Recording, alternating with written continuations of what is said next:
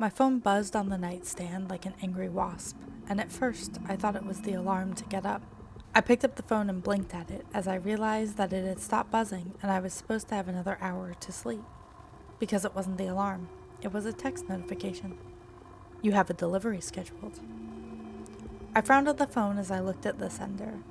It was just a series of numbers, letters, and symbols that looked like someone had rolled their hand across a keyboard. Certainly not a phone number or an online store that I had ordered something from. Super fucking weird, which meant it was probably a super fucking scam. A foreign prince was going to send me a diamond if I would only send money first. Sure thing. Still, there was always the possibility it was legit. I hadn't ordered anything out of the ordinary, but maybe someone was sending me something as a surprise? My birthday was next month, after all. The chances seemed low, but the idea still had enough inertia that I didn't delete the message the way I usually did with spam. Instead, I closed my phone and drifted back off to sleep. When I woke to the alarm a bit later, I found myself checking for another message. I felt a bit disappointed when there was none, and that, in turn, made me feel a bit dumb. Shaking my head, I went back and deleted the first message. And by the time I got out of the shower, I'd forgotten about it almost entirely. That afternoon, I was eating a sandwich at my desk when my phone jumped in my hand. I had been reading on the internet, but now the top of my screen was filled with a new text notification. I tapped it and slowly sat my sandwich down as I read the full message. You have a delivery scheduled. Delivery time will be 2:45 p.m. Please be prepared at that time. What the fuck? Rereading the message, I pondered it. Who gives that specific of a time? And please be prepared for what? Hey, Becky. I knew she was over there. Just like me, she never took a lunch break. Yeah? I stood up and leaned over the cubicle wall as I held out my phone. Have you ever gotten a delivery message like this? She took my phone and studied it for a moment before looking up at me, her gray eyebrows arched. No, I don't think so. Think it's a hacker or something? I shrugged. Who knows? Probably some kid sending odd messages as a prank. Becky gave a little laugh and went back to looking at her computer as I sat back to stare at my own little screen. The sender name Junk was different this time, right? Still a mix of stuff that made no sense, but with more letters than before. Frowning at my phone, I debated just deleting it again. Still, something in the new message made me feel a little excited, a little worried. No doubt it was just a mistake or an automated phishing scam, but for the moment, it was making my day a bit more interesting. So even though I knew it was a waste of time and against my rules on responding to sketchy internet shit, I decided to text back. Who is this? What is being delivered? I didn't order anything. I chewed the rest of my sandwich robotically as I played on my phone, trying to pretend like I wasn't just distracting myself while I waited for a response. I finished watching a video about an orphaned raccoon or something when I noticed the time. It was already getting close to 1:30. I need to get back to work, and if something was delivered, I wouldn't get home until after 6 anyway. But my guess was I'd be looking at an empty porch when I got there. My phone buzzed about an hour later. It was my mom asking if I was still coming over this weekend. I started typing an answer when my phone shook again. It was a response from the mysterious sender. You will see soon.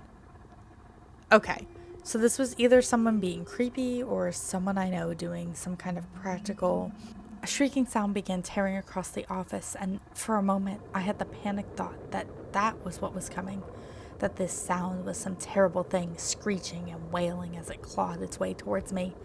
Then I heard Becky's voice over the noise and I looked up. What? It's the fire alarm. Come on, we have to go down the stairs. Glancing back up at my phone, I caught a final glimpse of the last message before my screen went dim. I stuffed the phone in my pocket and I went with Becky and everyone else out of the office and down the stairs to the lobby of our building. It was a slow process, made slower because I got in front of Becky in case she stumbled and went to fall. I knew she had trouble on stairs, but I didn't want her going so fast trying to keep up that she wound up with a broken neck over what was probably a stupid unannounced drill. But when we stepped out into the lobby, I could already see fire trucks pulling up through the front windows. Something was actually going on after all. I heard anxious murmurs around me as we were ushered by security through the doors and told to cross safely to the other side of the street until they could give us more information. We did as we were told, and within a couple of minutes we were clustered on the far sidewalk like penguins huddled together on a lonely ice floe. There were probably 50 or 60 people out there, and I realized with some surprise that I didn't recognize most of them. I'd worked in the building for over 5 years, and I hardly knew anyone outside of the guards and people on my floor. And most of the ones I did know was only in passing. It made me feel isolated and unfriendly. And in other circumstances, I would have encouraged myself to do better and be more sociable. But surrounded by so many people in such close quarters, all I could think was, my phone buzzed. Delivery completed. Checking my phone's clock, I saw that it was exactly 2:45 p.m. I went over to my email to see if there had been any delivery-related messages, but there was nothing. Looking up, I saw a cop approaching. He looked tired and wary as he drew near the crowd, and I could tell by his expression that something bad must have happened. All he told us was that there had been a fire and that it had been put out, but that there was an ongoing investigation of the scene. Due to this, the office was going to be closed the rest of the day, and possibly tomorrow, and we should call our supervisors in the morning for further updates. You know, they pulled a few people from the crowd a minute ago. I looked around and saw Becky looking at me. What? Those cops. They pulled a few people out a few minutes ago. You were looking at your phone, but I think they got people from the 10th floor. I bet they're questioning them about something. I shrugged. I don't know. Laughing, I added, better than me, right? I'm heading out. Nodding distractedly as she looked after the retreating officer, Becky said, Don't forget your box. I stopped still and turned back to her. What box? She pointed behind me. That box. Didn't you bring it with you? It's got your name on it. You know I didn't have any. She was right. There was a small cardboard box sitting on the sidewalk right behind where I had been standing. Where did that come from? Did you put that there? Becky let out a laugh. Did you see me with a box on the way down? I scowled at her. Did you see me with one? She frowned and shook her head. No, I guess not. I was paying attention to the stairs mainly, but I don't remember it. I just noticed it a minute ago. It had your name on it, so I figured I must have just overlooked it. Her eyes widened. Think this is your mystery delivery? Yeah, maybe so. I picked up the box gingerly. It wasn't heavy, but it definitely had something with weight to it inside. I wanted to open it then and there, but it was taped up and people were already moving towards the nearby parking deck that our office validated. I went along with the herd, hurrying to the 3rd floor deck where I hopped into my car and cut the tape with my house key. The thought that this was a bomb, maybe some extension of the act of terrorism or vandalism in the building, fluttered across my mind, but I pushed it away. Why would someone target me, of all people? It wasn't like I wasn't going to open it. I had to know what was in there, right? So I opened it. And it wasn't a bomb. It was a camera. Small and black. The digital camcorder seemed expensive and nice, though I hadn't used anything other than my phone to record video since I was in college, so I was no expert. But nice or not, it was a weird gift to send me. I wasn't some big recording guy, and even if I was, I wouldn't lug around a camera to do it. It was then that it struck me that the camera wasn't in a box or package of its own. It was literally just stuck down in a plain cardboard box. So was it a used gift, or was something already on it? I tilted the box back and forth, making sure there was nothing else in there before reaching my hand in. The camera felt cold against my palm, and it took me a minute to find the tiny power button on the side of it. It had one of those tiny flip-out screens, and I figured that was the best way to see if it worked and if there were already videos on it. There was. Just one video, 59 seconds long. It showed a woman going into what looked like a small computer or server room in an office that looked similar to my own. The door was pulled shut behind her by an unseen hand, and When the shot pulled back, it was clear something had been wedged to keep the door from opening again. If she'd had more time, the woman might have beaten on the door and yelled.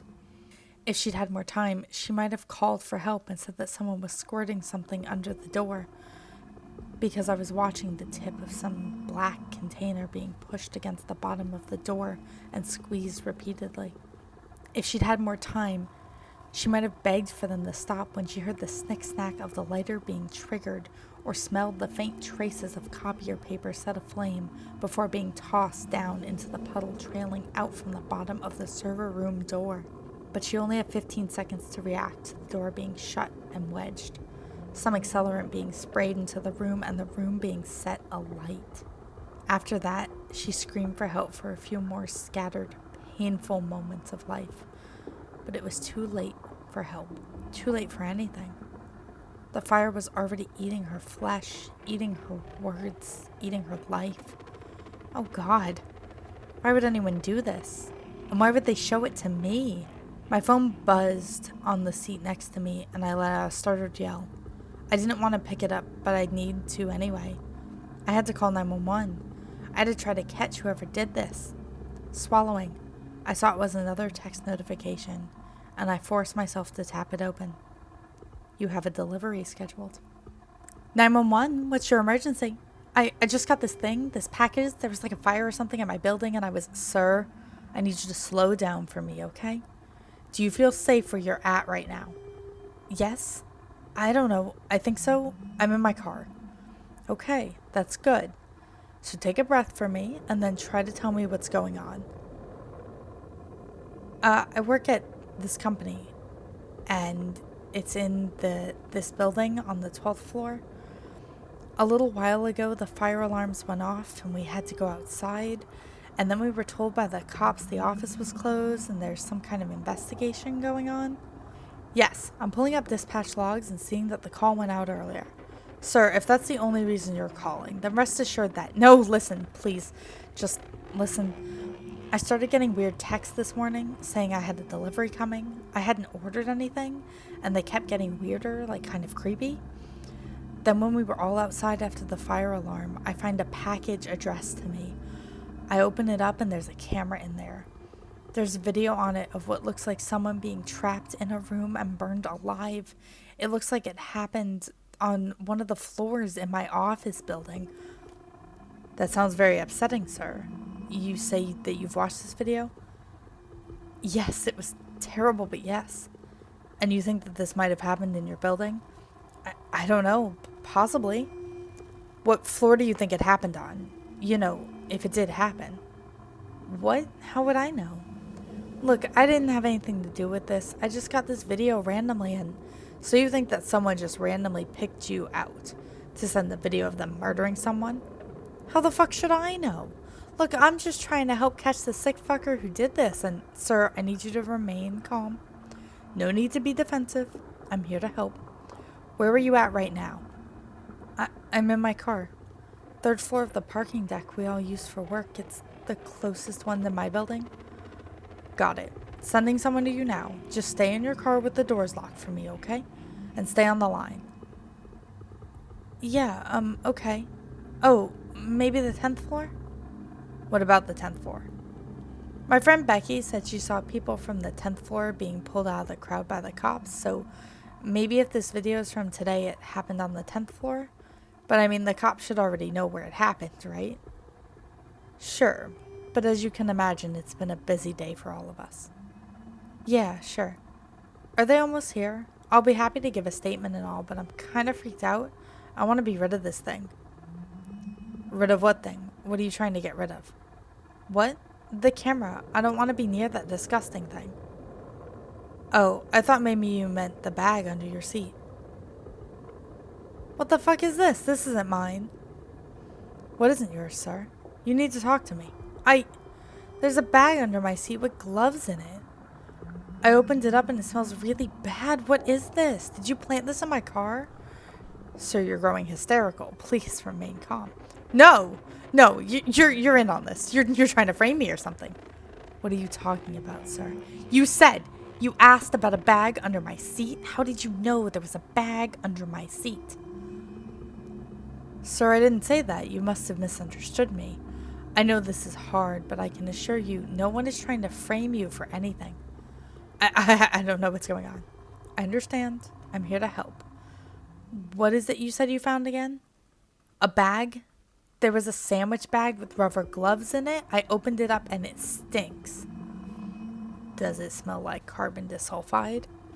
What? How would I know that? Sorry. Does it smell like rotten eggs? Yeah, I guess. Look, I sealed the back up and put it on the seat next to me.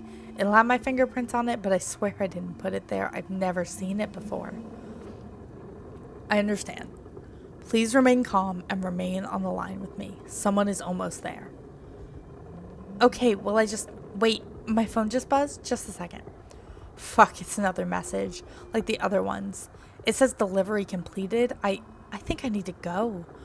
I can drive to the police station or something? Sir, please remain where you are. It shouldn't be much. Someone's coming up now. Good. Stay on the line with me, please. Shit, it's not a cop, it's Becky. Can I get out and see what she wants? Please stay in the car, sir. But it's just my What? What are you doing?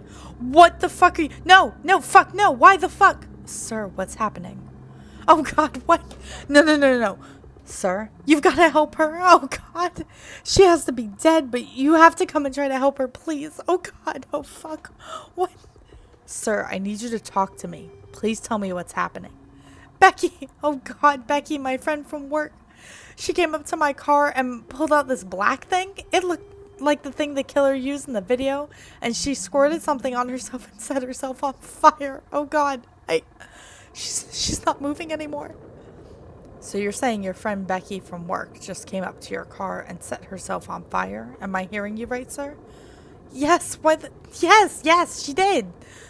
I understand. Do you see anyone else around? No, but I need to go somewhere else. I can't stay here. Sir, you're now in an active crime scene. Please do not move or leave the area. But oh no. What is it? I just got another message. It says you have a delivery scheduled. Oh, God, why is this happening to me? How about now, sir? What? How about now what? Do you feel fucking safe now? Do you often find that you, think that people are plotting against you? I looked across the steel table at a man sent to evaluate me. He had been there less than 5 minutes, and I could tell he was already anxious to have this over with. Not because he was afraid of me. I was handcuffed to the table, and it was bolted to the floor. No, he wanted to be gone because this was a waste of time. I had a strong feeling he'd already made up his mind before he came into the room. The problem was, I didn't know what that meant. Was he going to say I was sane and turn me back over to the police? Or was he going to say I was crazy and keep me locked up in this place? Either way was bad, but I wasn't sure they weren't preferable options to being out there in the world. So I was honest.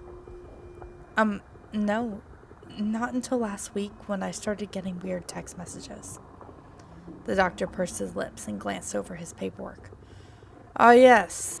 These delivery messages that you said you received both before and after the incident at your workplace. I tried to keep the irritation out of my voice.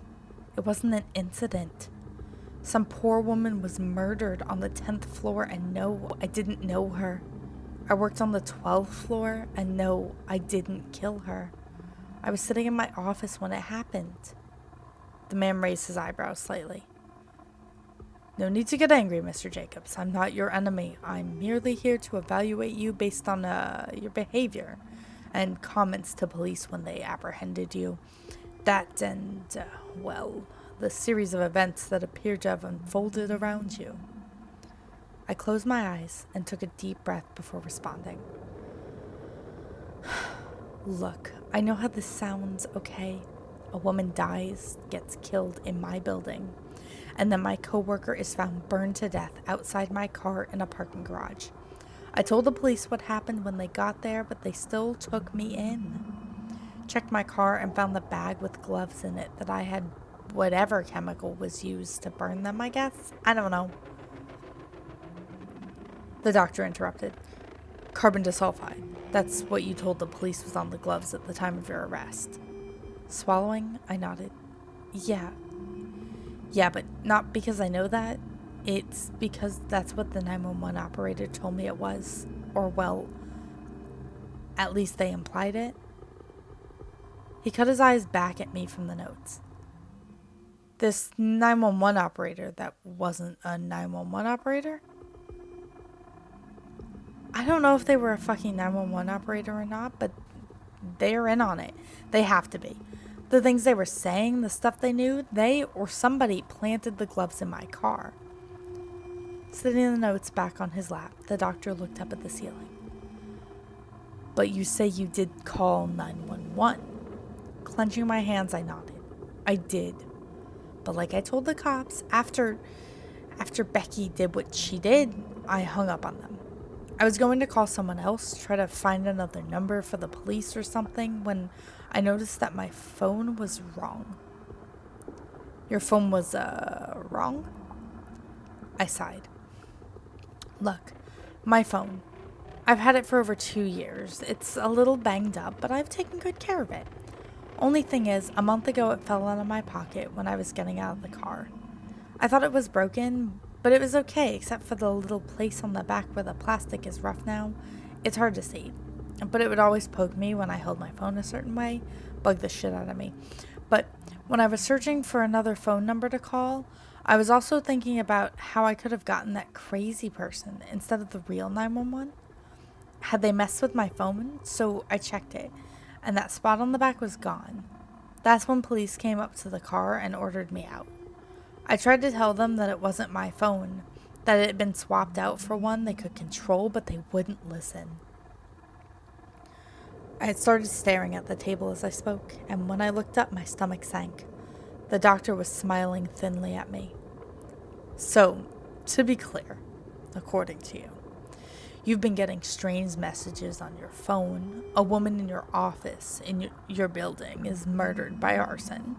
A few minutes later, you get a video of that murder. A few minutes after that, a woman you've worked with for years comes up to your car, douses herself with something similar to what was seen on this video, and lights herself on fire. And this occurs when you are talking to a mysterious person who is in on it after trying to call 911.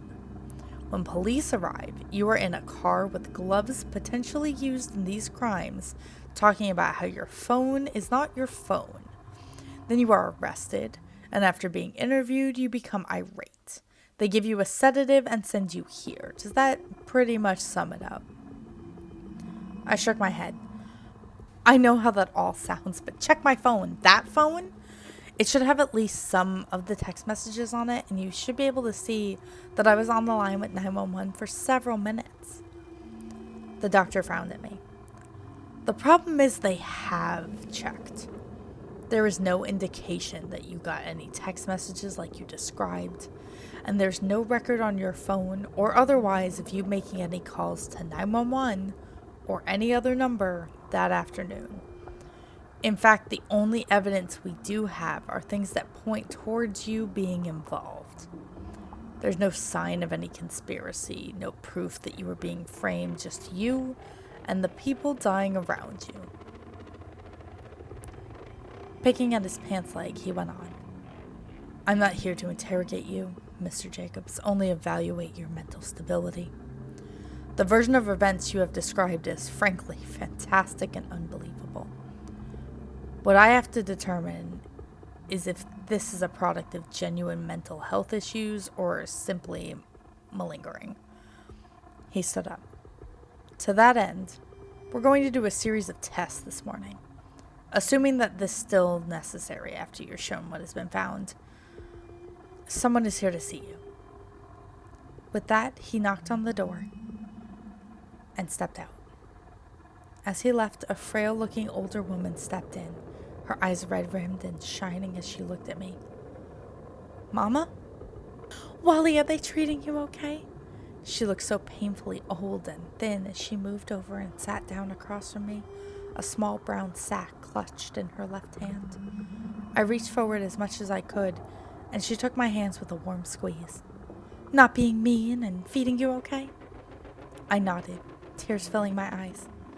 Yeah, My head hurts from where they drugged me, but otherwise I'm okay. But Mama, you've gotta help me. I didn't. The words died in my throat as she raised her hand. Her face was full of pain and sadness as she shook her head slightly. No, honey, don't lie like that. Not to me. She lifted the sack from her lap and set it on the table. I've already seen the video you made. I felt my tongue going numb as I looked between her and the sack. I had no idea what she was talking about, but it was obviously very bad. Mama, what video? She looked exhausted as she reached into the paper bag and pulled out a cell phone. She tapped at it inexpertly.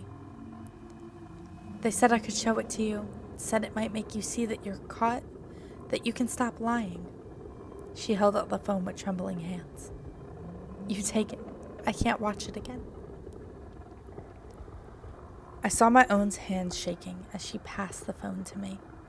A video was already queued up, and I could see from the paused still shot that it was me in my apartment.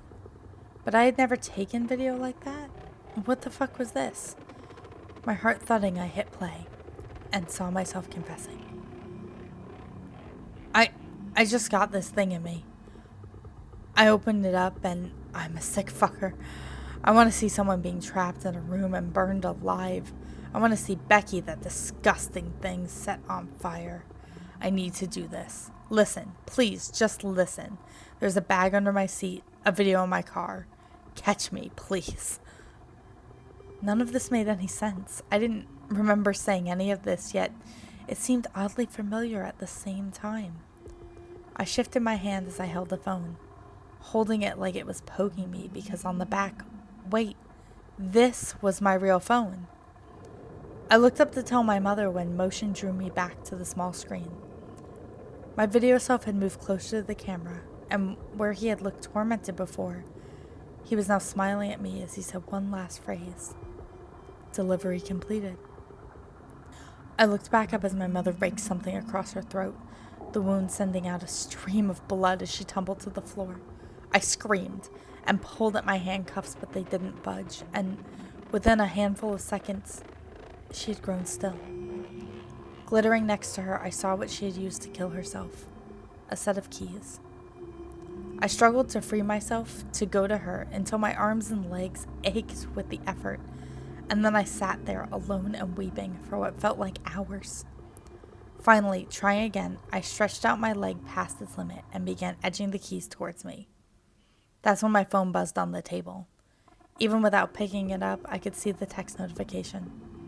You have a delivery scheduled. The keys were slippery with my mother's blood, and I almost dropped them as I contorted my fingers to unlock the handcuffs.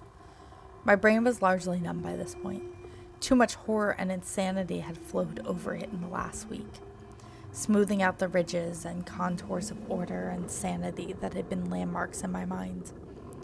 All that was left was a base drive to survive.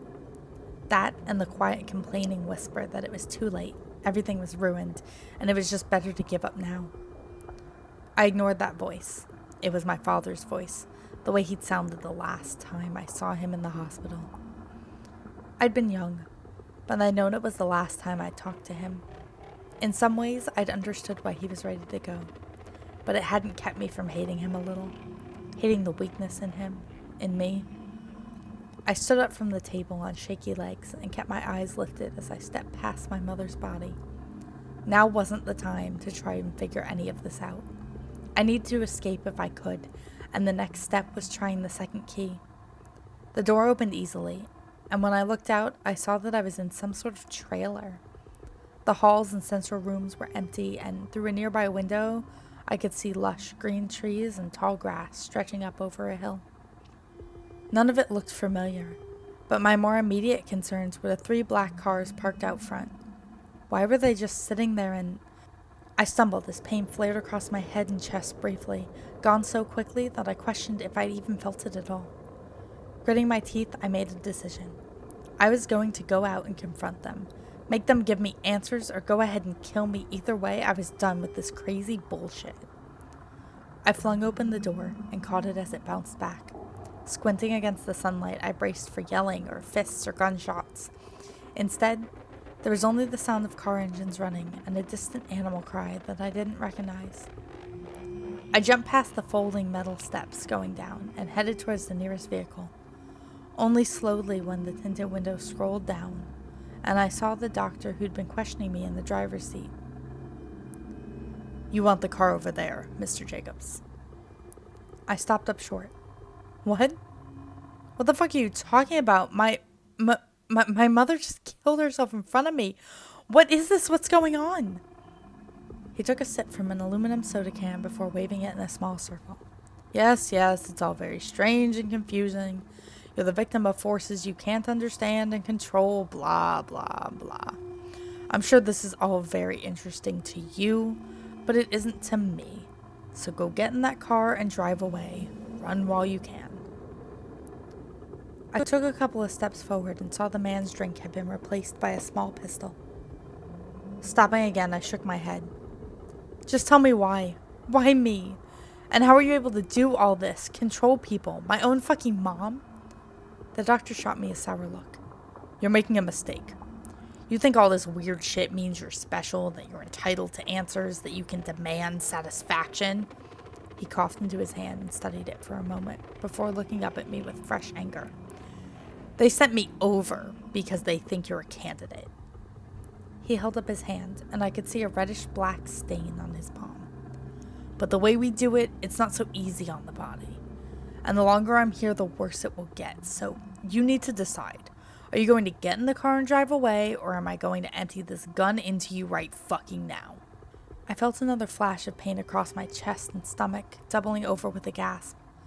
I held up my hand as the pain passed, forcing the words out as I lurched towards the car he pointed out. I'm going. The doctor smirked. Good call. You've got a 2-minute head start. Better make the most of it. I froze. Head start? Before what? The man gestured with his gun towards the third car. Before they come to kill you.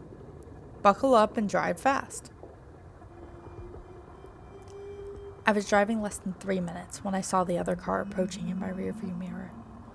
I had found some kind of dirt access road and I was driving on it as fast as I could and not wreck, but they were still catching up quickly. I looked around again for signs or some other indication of where I was or where I could go for help. So far there had been nothing. No buildings, no other cars or people, but there was a paved road up ahead and just before it, a small white road sign with an arrow pointing right. Glancing in the mirror, I saw there were less than 50 yards back now. I looked again at the approaching sign. What language was that? Russian, maybe? And below that it said Pripyat, 5 kilometers? What the fuck? The steering wheel jumped in my hands as I was struck from behind. I gripped it tighter and steered into the blow as I pumped the gas and made a wide turn onto the paved road. Turning around to look, I saw that. I shuddered as a wave of pain flashed through my left arm and both legs. I managed to stay on the road, but just barely, and the loss of speed cost me the little lead I'd gained. They were coming again, and they'd reach me before I got to whatever town this was up ahead. But dim hope stirred in my chest, and I saw the first silhouettes of buildings in the distance. Maybe I would make it after all. I glanced back in time to see them barreling towards me, a man hanging out of the back left window with a gun of some kind. Why the fuck did they turn me loose just to try and kill me? Is this all some kind of sick fucking joke to them? No, I need to stay calm, think slow, and act fast. They want me angry and scared. They want me to run. I had to stop giving them what they wanted. So I stopped. Slamming down on the brakes while popping the parking brake sent the car skidding a little, but I held it straight enough that when they slammed into the back, they hit head on. New pain flashed across my chest, but this time it was from the seatbelt cutting into me from the impact. It hurt, but looking in the side view mirror, I could see I hadn't gotten the worst of it. The gunman had been ejected and flung against some nearby trees like a rag doll, and as I opened the door, I heard a wail of pain from somewhere in the car behind me. I had the vague worry that I might be shot or run over as I walked away from the accident, but it was just that small, whispering voice again, telling me that it was over, that it was okay to quit. It was the same breathy, tired voice that had once told me that I was the man of the house now. That I had to take care of my mom and Rocket. That I had to be strong. And to be strong while he gave up. Wiping at my face with the back of my hand, I limped forward. I kept hoping for a car or some people, but there was no one. It was strange. Things weren't dirty and didn't look abandoned, not exactly, but as I entered the town, I could tell that the buildings were old and hadn't been lived in for years. I had 2 more shivers of ghost pains, but they faded fast, and I found I was growing used to them, strange as that seemed. I considered exploring the buildings, searching for a phone or something, but instead I kept to the main road, followed it through town and to the woods on the other side. This road was better maintained, and I had already seen signs that let me know where I was headed. Chernobyl nuclear plant. There would be someone there, even if it was just a guard to keep tourists at bay. My stomach lurched as I saw another black car rolling out from between the trees to my left. This would never end, would it? I had died and gone to hell or something. That was the only thing that really made sense. This was all just endless, insane punishment for something that I had done that I couldn't My phone. My real phone buzzed in my left pocket. I had forgotten I even had it until then. Cursing my own stupidity, I dug it out, intent on calling someone, anyone, for help before they took me again. I froze when I saw I had a new text notification. Delivery complete. I looked back up to see a young woman approaching me. She met my eyes without smiling and stuck out a small brown envelope. When I took it, she returned to the car and sat watching me. I wanted to throw it away, refused to open it, but I was so tired and used up. Too tired to fight or rebel any longer. I just needed answers or for it to end. So I tore open the envelope and found the small digital recorder inside. When I hit play, a deep voice crackled out from its small speaker. Hello there. I know you've been through a lot, lost a lot, and no doubt you want answers. You want this over with. You want your life back, right? After a pause, as though the recording expected a response, the voice continued. Well, good news is that if you're hearing this, you are special. And because you're special, I'm willing to give you everything you want. Answers, peace, your happy, normal life back. How does that sound? Another pause, and then... Crazy, right? I know. But I assure you it's true as well. All you need to do is go with the nice lady in the car. She'll drive you to a place nearby that's, well, it's special too. You do what they tell you when they tell you to, and you'll get sent to me. The keys are doing what they say and being willing to do them. For our methods to work, you have to be willing. Understand? And you may be asking yourself, what if I don't want to go with the strange lady? What if I want to run or fight? I say to you that those are fair and reasonable responses. Unfortunately, unlike the scenarios you've faced in the last few days, this one doesn't have branching paths or built-in chances for your continued survival. There are currently 2 snipers trained on your position. If you do anything other than go and get into that car, your time in this little experiment and your time on this planet will be at an end. As with all things, the choice is yours. Hope to see you soon. I had started looking around as I listened to the recording, trying to see if I saw a glint of glass or metal from a nearby shadow, but of course I saw none. I didn't doubt what the voice said anyway. After all I had seen, a couple marksmen ready to kill me seemed almost mundane. Clutching the recorder, I walked to the car and got in. Do you know what date it is? Not really.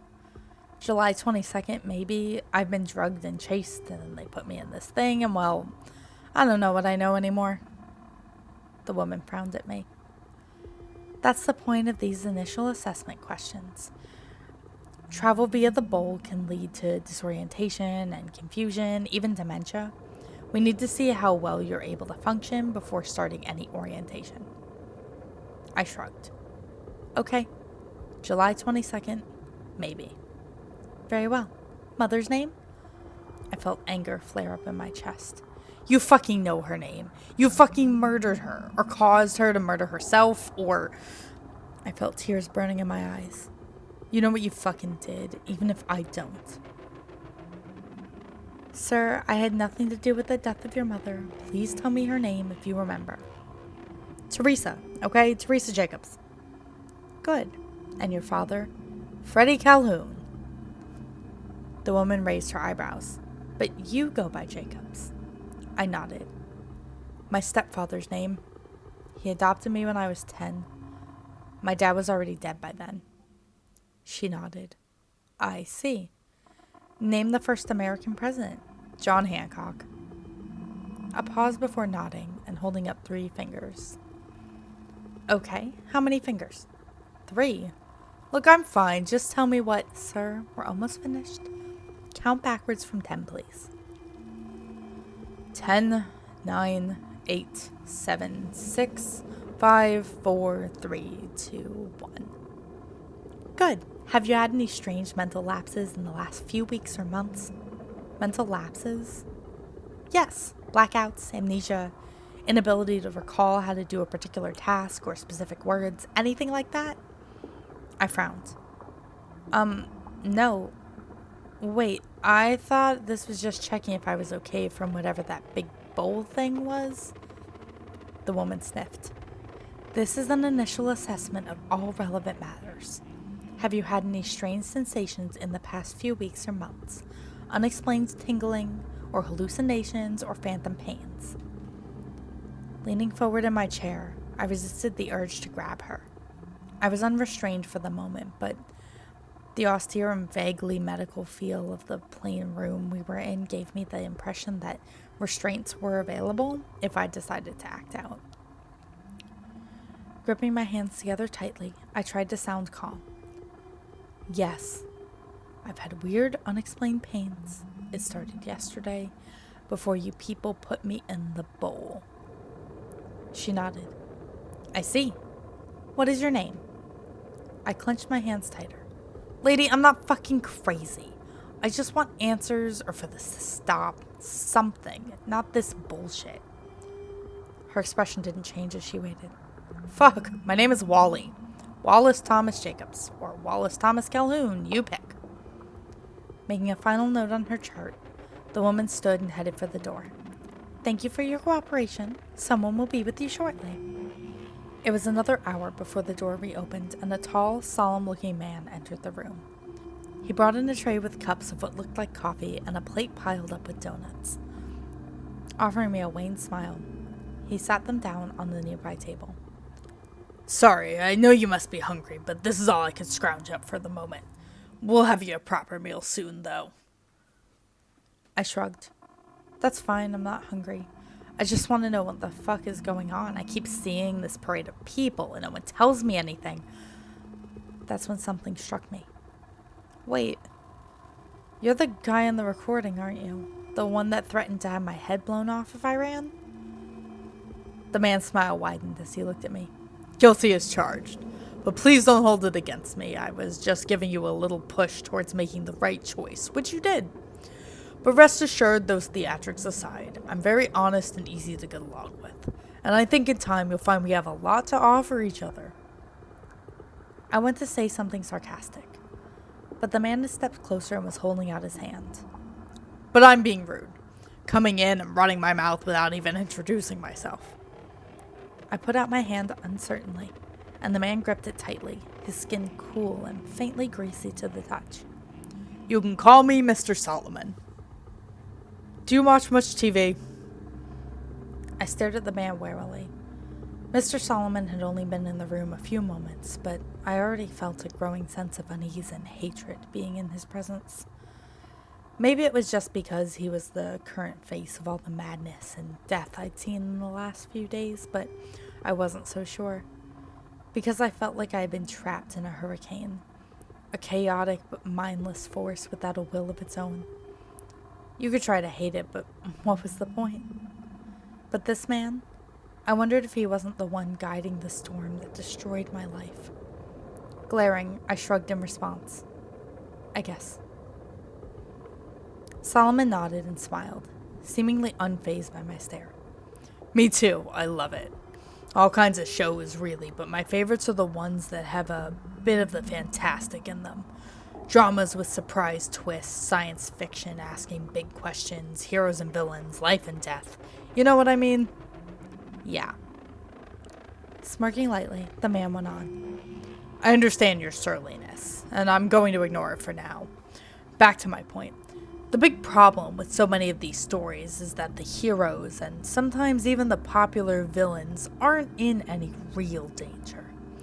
Oh, they pretend that they are, and the viewers go along with the joke, but in truth, there's an unspoken pact between the creator and the audience that the people they really like just won't die. When I didn't respond, he went on. In your world, did they use the term plot armor? I raised an eyebrow. What the fuck was he talking about? Was he in here to talk about TV shows? No, I don't think so. So the bowl did bring me to another world? Solomon chuckled. Well, yes, of course. I'm not going through that thing to talk to you. We don't even know how it really works, you see. We can stimulate it and direct it where it leads, but from what we do know, there shouldn't be any real side effects to travel if it's done right, and well, we aren't doing it quite right yet. He rolled his eyes. And believe me, I'll hear bitching from Jeffries. Sorry, the man that questioned you yesterday in your world. That he had to go over and help collect you.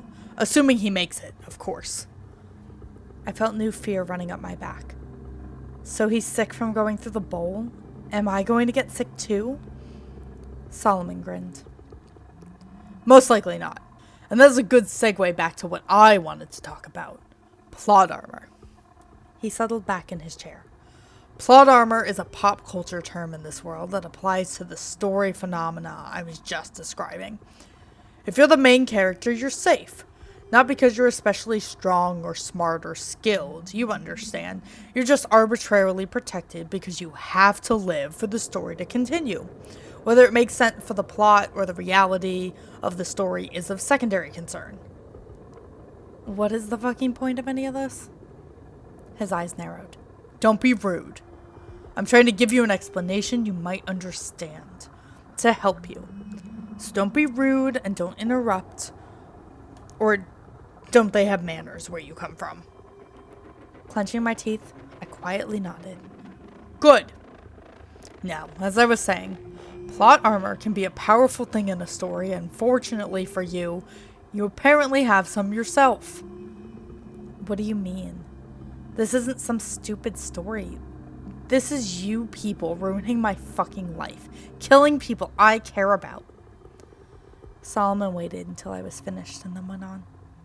This is only partially true for several reasons. I mean, no, it's not a story, but the principle is the same. He stood up and walked over to a small table with a computer monitor on it. When he turned it on, the image that flared to life on the screen was of me sleeping in the room. Except I was wearing different clothes and I hadn't slept since I'd been there. What is this? More tricks, like the confession video on my phone? The man laughed dryly. No. The video confession was a simple deepfake. We actually pulled all the words you say in that video from your 911 call last week. Recut and modulated, of course, but simple enough. This, he gestured back to the monitor, this is something much more interesting. The image started moving, and I noticed that the same monitor was present in the video, playing some other movie while the man that looked like me slept. It was hard to tell from far away, but it seemed like the movie was of a woman in a bedroom. You're aware now of the fact that there are multiple worlds. What you may or may not have guessed is that there are infinite versions of this reality, or close enough to infinite as to make the distinction meaningless. This video was taken a few months ago, and the man in the video is named Thomas. I looked from the video back to Solomon. Thomas, like my middle name? He left the monitor playing and sat back down. No, Thomas isn't you, or an alternate version of you. This world's version of you, a version that is very valuable to us. Sighing, he folded his hands on his crossed knee. Shortly after this video was taken, Thomas left us. Well, let's call it what it was. He escaped. We tried to find him, but his trail died in a small town in Nevada. He swallowed, looking like he tasted something unpleasant. That made our benefactors, well, they weren't happy. They left us to our own devices for a short time, but seeing our failure in recovering him, they imparted new knowledge on some of our team in a very unpleasant fashion. A way of finding him and regaining what was lost. You see, there are infinite realities, but there are not infinite versions of everything in those realities. And with some things, and even with some people, there are only ever a few versions. We call these things or people's primes. There are benefits to being a prime. They tend to be luckier than average and live long lives, but nothing that remarkable. Well, there are a few notable exceptions, but the point is that the universe just seems to protect them a bit better. Give them a bit of an extra cushion, plot armor, if you will. And that plot armor gets stronger the fewer versions of a particular prime that are left. Solomon sighed. That being said, there is a threshold. Don't ask me what it is because it apparently involves so many variables that even our math guys can't really predict it. Where if there are few enough of a particular person or thing, a particular prime, the balance shifts back the other way. Instead of the universe just protecting the versions of that prime, it starts simultaneously attacking them too, thinning them out, trying, as best we understand, to reach a singularity. He pointed at me. You and Thomas are alternate versions of a prime, and based on what we've been told recently, you are likely the last two versions. So far, your luck is held out, but it is only a matter of time. It's coming down to a tug of war between the two of you, and it's a contest you'll lose. I didn't believe any of this shit, but I couldn't help but ask the question, why? Why are you so sure I'd lose instead of this supposed alternate version who escaped? Solomon smiled thinly. 2 reasons. The first is that, apparently, as things grow closer to there being only one prime, the remaining versions begin to suffer symptoms. The version that is most likely to be the survivor, the singular prime, tends to get blackouts or memory gaps. They often have trouble with certain ideas or words. All the rest, the losers, they begin feeling the echoes of each other dying as the universe eats them one at a time. These phantom pains you've been having more and more frequently, those are times that another version of you died. I felt a ball of ice beginning to form in my stomach. Okay, what's the second reason? The man looked more serious now. Thomas has something inside of him. Something that is protecting him. He was already showing signs of being on track to be a singular prime before it was implanted. Memory loss, a special connection with another past valuable asset. But we were ignorant of what these symptoms actually meant until our recent education. But with his impaired ally, he has something making sure he stays safe. Implanted. Oh my god. But with his implanted ally, he has something making sure he stays safe. And as I hope I've made clear, his safety means your doom. I stood up and began pacing. When I glanced back, I saw that Solomon had produced a small gun, but he only watched as I went back to walking. So what is all this? Why am I here? What do you want from me? We believe you can find your alternate self where we cannot. That the safeguards that hide him won't apply to you, so we want you to find him and bring him back here. This may sound like a daunting task, but we have it on good authority that you have a significant likelihood of success. I stopped walking again and stared at him. So what? You want me to go find this alternate Wally or Thomas or whatever and kidnap him, bring him back to you assholes? Solomon's face darkened slightly as he nodded. Precisely. If you do that, you'll be free. More than that, we can aid you in selecting one of the better versions of your life to set up shop in. They're all up for grabs except for yours and Thomas. He chuckled darkly. And trust me, you don't want his. I frowned. Because you're going to kill him, right? Or are you going to leave me alive and let the universe eat me anyway? Because from what you've said, there can only be one of us left before it stops. Solomon regarded me for a moment as he raised a finger and pointed it at me. That's a good point. And one you'll have to trust us on a bit, but I assure you, once we have extracted what we need from Thomas, you will find yourself safe and sound, in a new and better life, and you'll never hear from us again. No. The man frowned. I understand this is a lot to wrap your... No, I understand it fine. If I believe what you're saying, you destroyed my life, or at least gave the universe a helping hand, all to see if I was the best candidate to send after this guy Thomas, who is, again, according to you, an alternate version of me, who you had locked up for some god-awful reason, I'm sure. Now you're trying to manipulate me into going and hunting him down based on a promise that you will give me a new life that used to belong to yet another version of me that you probably also had a hand in murdering. That about sum it up? Solomon shrugged. Well, that's largely accurate, but fuck you. That's my answer. Fuck you. I'm not hurting anybody, and I'm sure as fuck not helping you. You want him? Go get him your fucking self. Solomon's face went pale with what looked like a combination of fear and anger. As I've already said, we have tried. We failed. If we fail again, well, we can't fail again. I shrugged. I was brimming with anger, and I knew that I was likely about to die or get tortured, but I didn't care. Sounds like your bosses are just like you. Giant assholes. Your fucking bad luck. The man stood up, his lips thin and stretched tight. I can see my attempts to be honest and civil are pointless. He looked up at the camera in the corner of the room. Take him. A moment later, the door opened. Several large men in scrubs came in and took me to the floor, and while I struggled, it was no use. Within a matter of seconds, they had injected me with something, and I felt my body growing heavy and numb. I saw the room shift as I was put on what I guessed was a gurney of some kind and moved to the hallway. We traveled down several halls before coming to another room.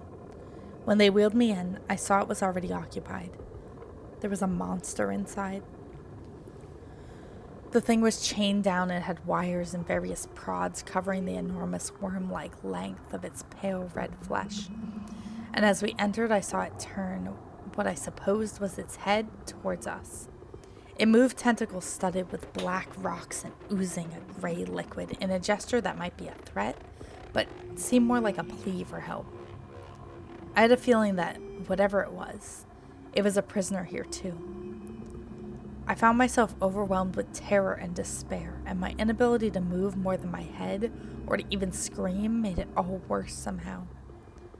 Not that I thought I could escape or convince them to let me go. Any hope of that had already died. I just wanted to cry out at how wrong and unfair it all was. One final protest before the end. As if reading my mind, Solomon appeared over me again. Oh, never fear, Wally. You're not about to die. Nothing so fortunate for you. My hope had been that you would be reasonable. Willing participants are always preferred in our line of work, but since you won't listen to common sense, we'll have to change your mind for you. He gestured in the direction of the monster, filling the far half of the room. This big fella is from Iceland. Well, not originally, I suppose, but that's where we got him. He looks pretty terrible, but even in his diminished condition, he still has a very special gift. The man smiled at me coldly. He can destroy and create memories. It's not my preferred method for gaining your cooperation, but desperate times and all that. I saw rather than felt him pat my shoulder. You just lay back and relax. Trust me. A few days with him, and you'll feel like a new man. Day 2 version of written mnemonic summary narrative by subject Wally. At the time of this summary, the Wally project is progressing within predicted parameters. This narrative is classified not to be accessed by anyone other than the active members of the Thomas Project, its temporary Wally Project sub-branch, and living members of the kin.